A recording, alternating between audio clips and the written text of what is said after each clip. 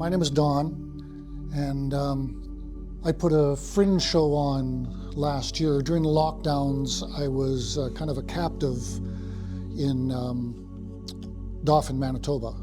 I lost my job, I was going to lose my apartment, and the government found me a Manitoba housing unit in Dauphin, Manitoba, full of cockroaches and bed bugs and dementia-seized old people wandering the halls day and night. And while I was there, I wrote a musical, because I'd been writing songs for a long time, and I wrote a musical. I called it Longing, and it was about two people, both desperately unhappy and lonely. He was a guy in a small town, she was a woman in a big city.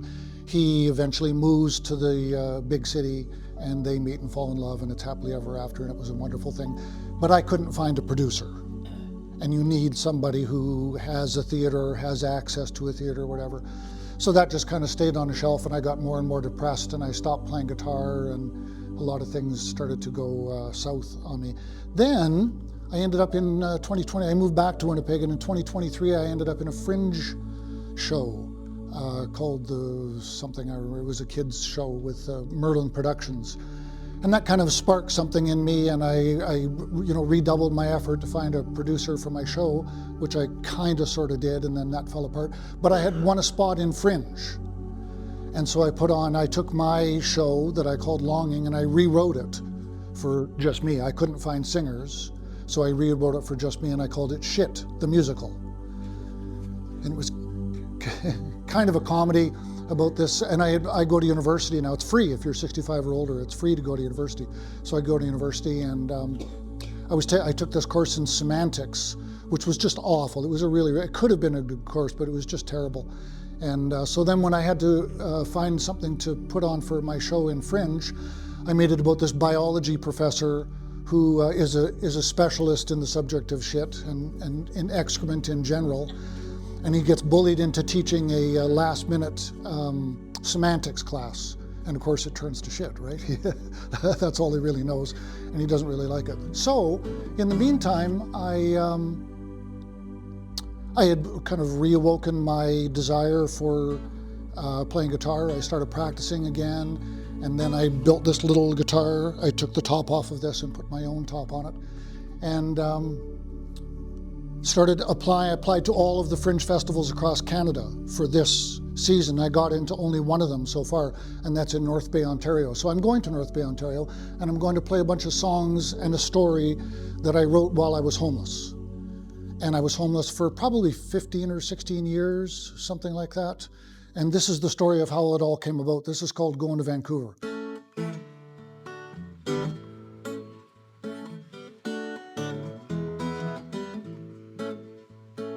Going to Vancouver, it was part of a dream. People said in Vancouver, son, it's all peaches and cream. So I packed up the car and filled up a jar. I'm going to make a name there playing in a bar. I'm with this girl. We're going to be kind of a team. And we found a beautiful view of a house with a beautiful view of sunsets and sailboats and million-dollar dreams coming true. But they're raising the rent up 10%. Ain't got no food because the money's all spent on the beautiful view of a house with a beautiful view.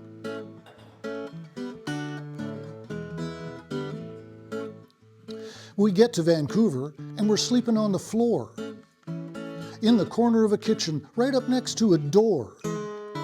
Well, the place is a shack. There's a guy smoking crack. Pretty soon we moved and took the place right out back, and me and that girl, we set up keeping store.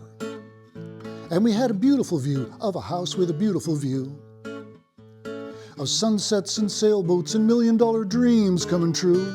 But they're raising the rent up 10%. Ain't got no food because the money's all spent on the beautiful view of a house with a beautiful view.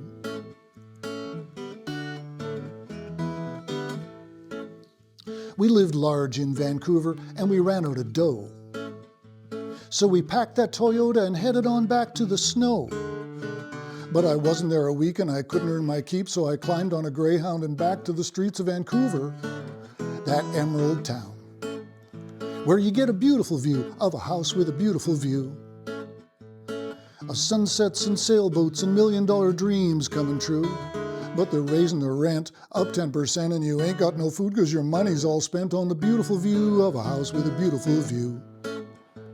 Yeah, beautiful view of a house with a beautiful view. So the question is, yesterday I was getting off a bus and this young guy was talking to me while I was on a bus. Hey, sir, how you doing? So I got off the bus and he came and started talking to me and he said, do you want to go over to the Masonic Lodge? This was right on Osborne Street, right at Confusion Corner, and there's the Masonic Lodge over there. Do you want to go over to the Masonic Lodge? And I'm sorry, buddy, they only let Masons in, and I'm not one, and neither are you. So then he started talking about he's having all these problems with addictions, and he wants to know if I'm an addiction counselor, because he said, well, you look pretty wise. Oh, well, I'm not really sure what wise actually looks like, but maybe I am. I don't know. But if I am, it's because of ending up on the streets and ending up homeless. And so that's what I'm going to talk about here today is there wisdom in poverty? Does poverty give people something? Does living on the streets, does being homeless give people something that they couldn't otherwise have? But first, it's necessary to talk about what is homelessness and what is the difference between being a homeless person and being a street person. So if somebody could tell me, what do people mean when they say, I live over there, I live in that house? What do they mean? If they say, I live at 42 Gallagher Avenue, or I live in Polo Park Towers, what do they mean by when they say, I live there? What is that? They have a home there. And what do they do in their home? Sleep, watch TV, eat, bathe, store their clothing. If they have any valuable possessions like their little tripods and their cameras and things like that, they get to keep them in a closet somewhere, stuff like that, right? Okay, so what happens when you don't have a place to live? Where do you do those things? When you see people that are having a dump on the sidewalk, do you know why they're doing that? Is it because they're gross and obscene? It's because they got nowhere else to go. That's why. Because the shelters are closed. And I mean, this went to just exaggerated extremes during the lockdowns. They closed the shelters, they closed the community centers, they closed the churches. So all of those people, and I used to live on Ellis Avenue when that was first started. And I can remember sitting at the bus stop, and it was a regular occurrence for people to come up to me crying on the streets because, could you have a phone? Can you phone my dad and tell him that I'm okay, that I'm still alive? Nowhere to go. They couldn't, these are people who were couch surfing. Those people are all dead. They all killed themselves. They died of drug overdoses. Now a whole new class of homeless people, a whole new group of homeless people, street people have invaded the streets, and people are going, where did all these people come from?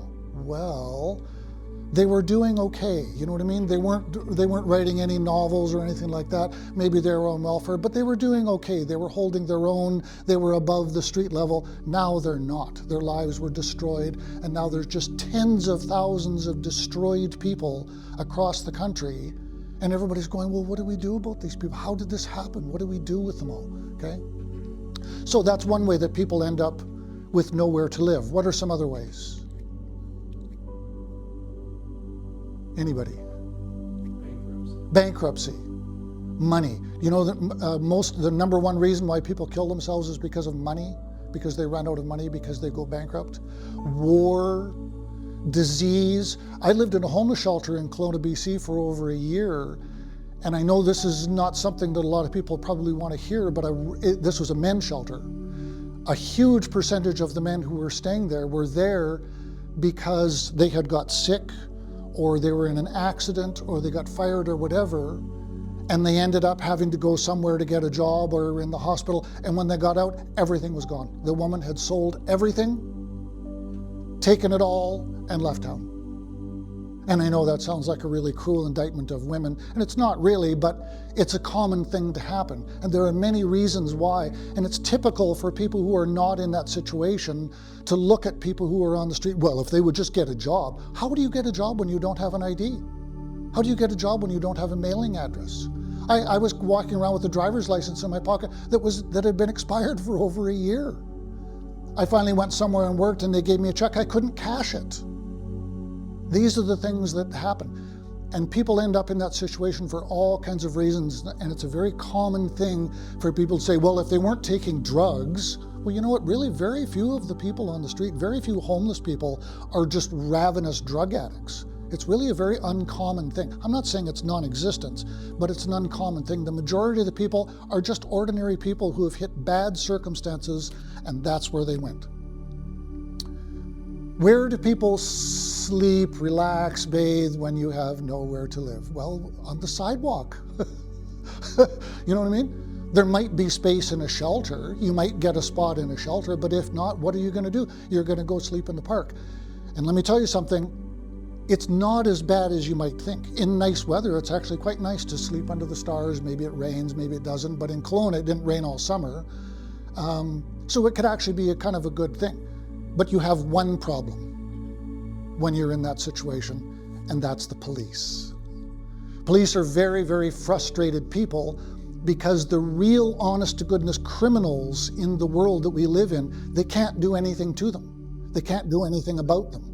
They have big houses and big bank accounts and big friends and big cars, and there's nothing anybody can do. So the cops are very, very frustrated people. So what do? They take it out on the people on the streets. They take it out on poor people. People think that when the cops are driving along and they see an Aboriginal person or a black person or whatever, and they say, let's get them, they think it's because of that color of that person's skin. No, it's because when they look at a black person or they look at an Aboriginal person on the street, there's a very good possibility that that person is poor. So they're not looking at them and saying, I hate blacks, I hate Indians. They're looking at them and say, could afford a lawyer, couldn't afford a lawyer, could afford a lawyer, couldn't afford a lawyer. That's what they're doing. And so they go after poor people and they I've been beaten up, I've been robbed, I've been assaulted, I've been held, I've been at gunpoint.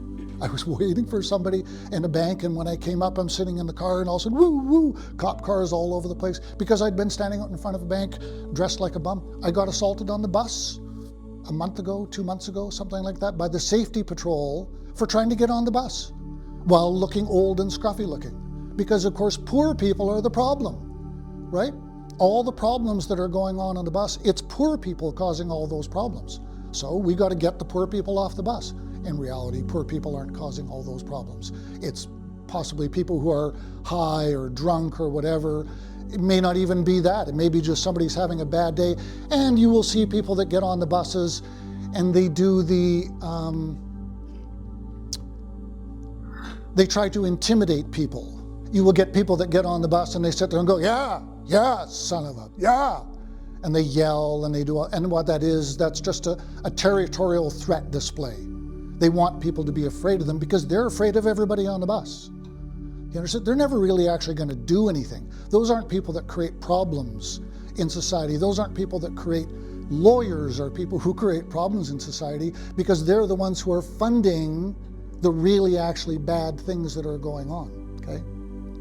So where do people sleep, relax, go to the bathroom? On the street. Where else are they going to go?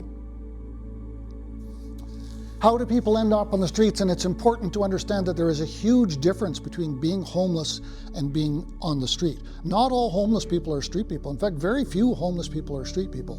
And not all street people are homeless. Lots of the people that you see on the street have houses to go to. Some of them are just kids. They want to piss their parents off, so that's where they go. And mom and dad say, oh, what did we do wrong? And the kids say, yeah, I got them, right? So how do people end up on the streets as opposed to being just homeless? Well, because somebody says, well, you can't stay here. You can't go in a shelter. You can't couch surf. A lot of people are homeless. I mean, I stayed homeless for probably pretty close to 15 years. Very, very small percentage of that time, about a year and a half or so, was spent living on the streets and staying in a homeless shelter. The rest of the time was just staying in somebody's basement, or I got jobs working on farms. I stayed on the farm for the season, things like that. But very few people end up on the streets. But how would a person end up going from couch surfing and doing these things to end up just sitting on a sidewalk, sleeping on sidewalks, doing all these things? Because of circumstances. That's all it is. It's all it is. Very few of those people have horrible drug. There's a guy in the building where I live who's always talking, oh, the punks with their drugs. They stole stuff out of my car so they can go buy more drugs. Probably not. Probably, I mean, I used to work at the Osborne Village Inn Hotel, and virtually everything that I used, the cordless drill, the wrenches, the batteries, was stolen. All of that stuff was stolen. They had a little group of thieves, and some of them were capable of stealing batteries, some of them were capable of stealing cars, whatever. They would, anything you needed. The drill doesn't work, call the booster.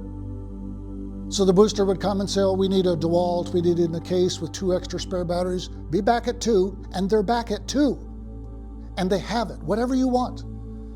The people who ran the place told me that when it was in its heyday, when its heyday, they used to get judges, cops, priests, lawyers coming in. Yeah, my wife needs a new fur coat, back at 2. And they would be. And they're just magicians. They're people, you know what? Those people don't have drug problems.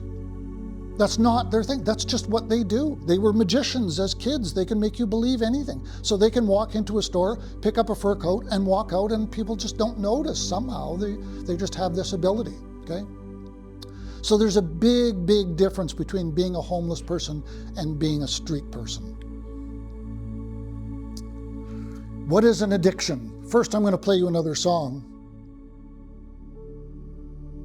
This was eventually I left the homeless shelter and started working on farms. And my music career was going nowhere. I started working on farms, and the second farm that I worked on was in the Similkameen Valley. Anybody here know where that is? Caramios? No? Costin? No? Okay. Well, there's a number of valleys in British Columbia, the Okanagan Valley, and the Similkameen is one of these valleys, and it's a beautiful place. And there's a little town called Caramios where there's still people ride their horses into town and tie them up in front of the bar and go in and get drunk. And they had a little restaurant there that made really, really good coffee and sandwiches and egg McMuffin type things. And it was a great place to go. And I was working on a farm there. I worked there all spring and summer. And it was horrible. It was an awful thing. The guy that was running the farm was as big a cannabis addict as has ever existed. So he'd smoke 2 big ones like this before breakfast and then just walk around, stumble around all day not knowing what he was doing. And it was awful, and I was going to quit. And then I noticed a motorcycle lying on its side in a field, a Honda Shadow 600. And I made a deal with him. I'll fix that up. You insure it. I ride it all summer. And then you've got a running motorcycle. So he did. And this was a song that I wrote on the maiden voyage, riding through the Similkameen First Nation on the way to Caramios for coffee.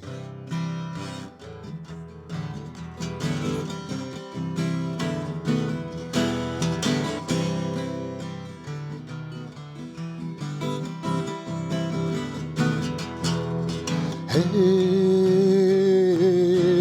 hey, hey, hey, hey, ho, hey, hey, hey, hey. There's a snake in the sagebrush and coyotes in the pine on a farm in a valley near a river that winds. Where I found this old Honda, we both down on our luck. Now we're cruising the highway, right behind some old truck. To Caramios, Caramios for coffee. To Caramios in the desert sun. To Caramios, Caramios for coffee.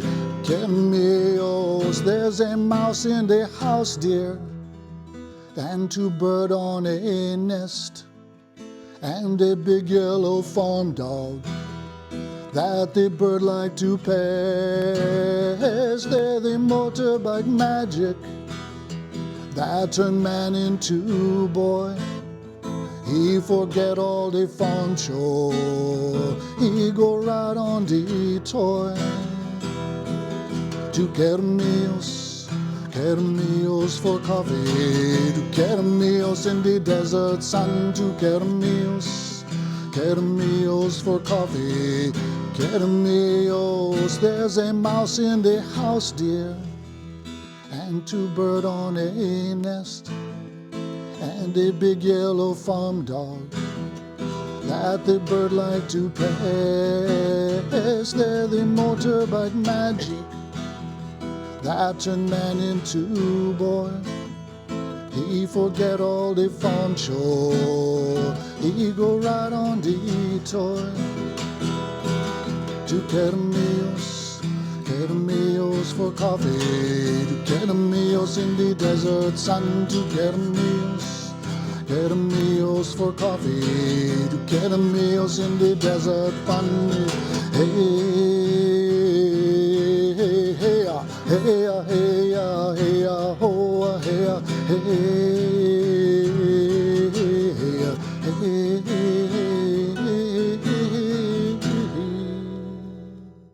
Drugs and police. What is an addiction? Something you can't stop doing. You can't stop doing, or something that you have to do. Even though you're not doing it right now, you have to do it. So in my way of looking at the world's worst addictions are, number one, smartphones. I go to the gym and I see people at the gym, they're on a machine, working their legs, staring at their smartphone. If they put their smartphone down to lift some weights, they can't drop it fast enough to get the smartphone back. When they walk in like this. When they walk out like that. Crackheads don't do stuff like that. Opiate junkies don't do things like this. That's the single most addictive thing probably ever invented. Number two, sugar. Number three, tobacco. Then we get into things like cocaine and heroin. But it's important to understand that this business of cocaine and heroin, even though heroin is virtually non-existent on the streets, the cocaine and opiates, the reason why these became such a big deal is because of a study that was done back in the 40s or 50s or whatever, where people took rats and they put them in, isolated them. One rat to this cage, one rat to this cage. They gave them food and they gave them 3 little bottles. One bottle had water in it, one had water laced with cocaine, one had water laced with opiates. So what do you think the rats did? They just, once they got into the cocaine and the opiates, that became their life. Lots of them would just lay there and die because they were just so strung out on this stuff, right? So this is where all of this idea that there are some things that are so unbelievably addictive that they have to be made illegal. That's where that came from. Decades later, somebody said, okay, but that's not the way rats live.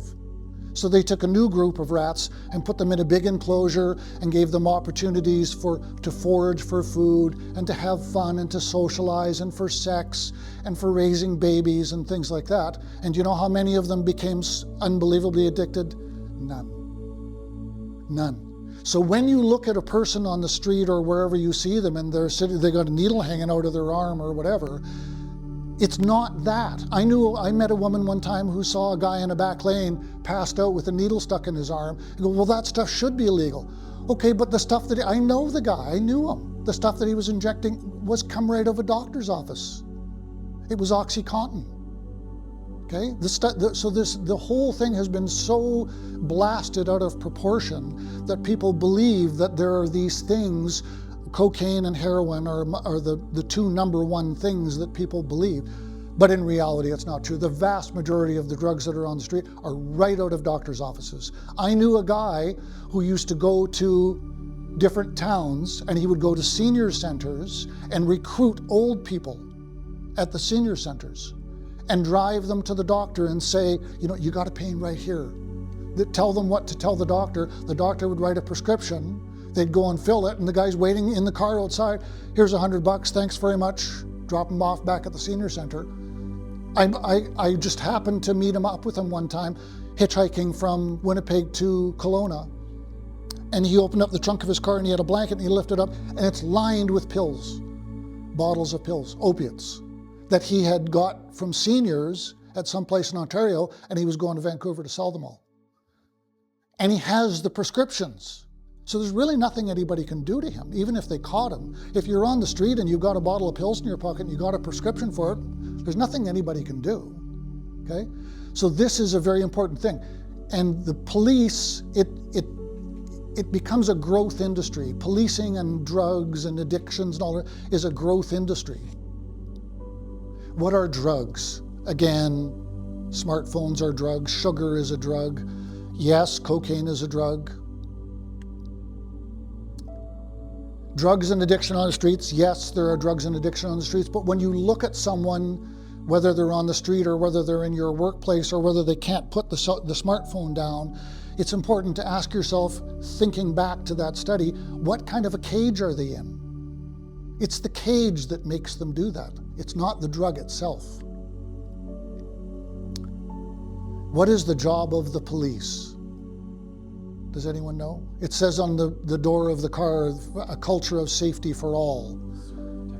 Yeah, to serve and protect. But to serve and protect who? The people on the streets? No, the people on the streets, you live in fear. You live in constant scrutiny. They will actually if you're staying in a shelter, the cops will cruise by at night and look at everybody that's standing there waiting to get in for food, and then the next day they'll look around and see if they find you singly, let's get them. That's what they do. They're not there to protect you or me, they're there to protect people with money. That's the very nature of democracy and capitalism. The term democracy comes from the Greeks, who kept slaves. None of those rules of governing with the consent of the governed, none of those applied to the slaves. They applied to the slave owners. So who are the slave owners in this society, you know? So why are there street people? Why are there street people? I will tell you, having lived on it from both sides of the equation, my belief is that the reason why there are people living on the streets, which you can't fix this, okay? The reason why there are people living on the streets is because somewhere driving to work that morning, there's some poor slob who's halfway through his sentence of 40 hours a week for 40 years of their life, who hates his job, who realizes it's all meaningless, who hates his wife, hates his kids, hates his whole life, but he drives by the homeless shelter and says, well, at least there's someone worse off than me. Maybe I'll go check myself back in today, okay? That's what it's all about. Then we come to homelessness and shamanism. Jesus, Buddha, Muhammad, Wolf Dreamer, all of these people, sorry, that's pretty small writing for anybody to see. All of these people embraced poverty. Why? Because there is a balance in the universe. The intellectual balances out the emotional. The physical balances out the spiritual. The lower your investment in the physical side of life, the greater your spiritual awareness will be. The greater your investment in the physical side of life, the lower your spiritual awareness must be. In other words, the key to the spirit world is poverty. That's what shamanism is. People who abdicate their responsibilities to the physical world. In the Hindu culture, this is built in. When a good Hindu man gets to be a certain age, he takes all of his possessions and hands them over to his wife and children and goes out and lives an ascetic life. They take up their begging bowl. In Myanmar, which is a Buddhist country, every single male at a certain age, including the future king, has to put on their robes and pick up their begging bowl and beg on the streets. Everybody. Because this is a way of gaining wisdom. This is a way of gaining insight into things that you couldn't possibly gain when you have lots of stuff. So what is the solution to homelessness? There isn't one.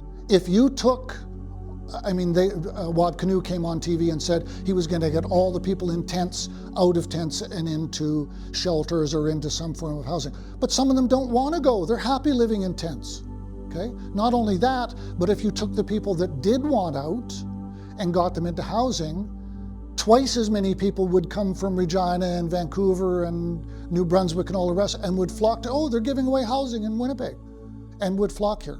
Okay? You can't do it. They're just a symbol of the system. They're there, like I said, for the poor person that doesn't want to go to work, but will because there's something worse off than him. The personal solution is give. When you see people that have nothing, give to them. Part of the reason why people don't want to give, this is the way I see it anyway, the reason why people don't want to give is because they're not truly grateful for what they have. They want more. How can I have more if I give $5 to that person there? Do you know what $5 means to a person on the street? It's like nothing is like this has ever happened in their life before. Even a couple of toonies. I once gave a homeless man $100 bill. Was he happy? I realized that it's not about giving away something that you must lose out on. It's about giving so that you can receive, because when you give to another, you're giving to yourself. Yes. The Buddhists call this merit. when you give to people. There's a Buddhist service you can go on one Saturday a month out on the Buddhist monastery on St. Mary's. And if you know how the system works and you get downstairs early enough, you can be one of the people who dishes food out to the monks. Okay? This gives you merit because they don't care. They don't care about food, right? So it's the exact same thing. Giving $100 to a homeless person, they'll write songs about it. You know what I mean? It'll be like in this halls of Valhalla. They'll sing songs about this stuff. But even $5, I gave on Portage Avenue once. I had a McDonald's drink card. You know those coffee cards? I had 2 or 3 of them that were full, and I would give them to homeless people. And somehow they see this as more than a cup of coffee, because it took a long time. And so one person robbed me. I thought it was kind of funny, but I gave this coffee card to somebody and came in and sat down on the thing, and then a guy came walking up and was talking to this, and the person is showing them the coffee card, and he's going, yeah, that guy in there. So he came in and said, look, I don't mean to be an asshole, but I want all your money. I guess he figured I must have lots of money if I could afford to give away a coffee card, you know. So I gave him my money. It didn't mean anything to me, you know. But that's what it is. When people won't give, it's a lack of gratitude. That's really what it is. And not only do you show how grateful you are for what you do have by giving, but you get more in the process, right? It's better to give than to receive. I was on a little pizza shop on Ellis Avenue one day, and a couple came in, and they had obviously just finished boosting a bunch of stuff from Giant Tiger. And the guy said to me, do you want to buy some of the stuff so we can get something to eat? And I said, well, no, but I got plastic. I don't have any money, but I got plastic. I'll buy you something to eat. So I bought them, it was a couple, I bought them a couple of slices of pizza each and a drink each. And the guy said, well, I feel bad taking this stuff. You got to take something from me. I said, well, I don't really need anything. Yeah, but I feel bad. See, because it's better to give than to receive, right? The person on the receiving end is going, oh, well, how do I pay this back or whatever, right? So he gave me some frozen shrimp, and he gave me like 2 packages of frozen shrimp, and I said, well, I don't want to take all your food. We got lots more. They just finished stealing it from Giant Tiger. It's better to give than receive, and not only is it better to give than to receive, but it shows that you are a grateful person for what you have. See, here's the thing. People, and I know because people have said this to me, and people say it to, you know, in general, yeah, but they're going to go use it to buy booze. So, what do you care? It's not your money anymore. Once you give it away, the guy that you gave $100 probably ran to the liquor store. You know, who knows? Who cares? If it's not your money anymore, why would you care how it's spent? So the giving shouldn't be conditional. Absolutely unconditional. Absolutely unconditional. If you're going to give from your heart, give from your soul, give till it hurts.